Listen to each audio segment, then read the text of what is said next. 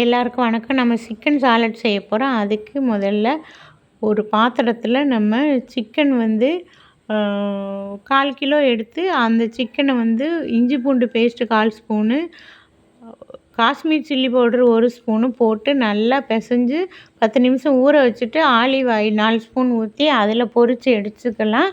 அதுக்கப்புறம் ஃப்ரெஷ் பன்னீர் 1 கப்பு, 15 முந்திரி, 10 பல் பூண்டு, 3 ஸ்பூன் தயிர், கொஞ்சம் கொத்தமல்லி, கருவேப்பிலை, அதுக்கப்புறம் ஒரு ஸ்லைஸு சீஸ் 1 ஸ்லைஸு, அதுக்கப்புறம் பெப்பர் 1 ஸ்பூனு, உப்பு போட்டு நம்ம ஃப்ரெஷ் க்ரீம் ஒரு 4 ஸ்பூன் ஊற்றி மிக்சியில் அரைச்சி வச்சுக்கலாம்.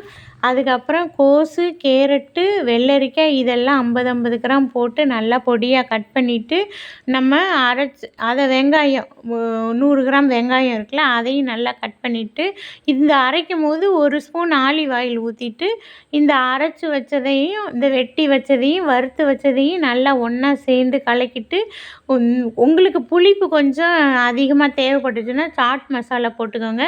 இந்த வெள்ளரிக்காய், கோஸு, வெங்காயம், கார்னு, வறுத்து வச்ச சிக்கனு, அரைச்சி வச்ச மிக்சியில் அரைச்சி வச்ச ஃப்ரெஷ் பன்னீர், உப்பு, பெப்பரு, கொத்தமல்லி இதெல்லாம் சேர்த்து ஒன்றா கிளறி மிக்ஸ் பண்ணி சாப்பிட்டு பாருங்கள்.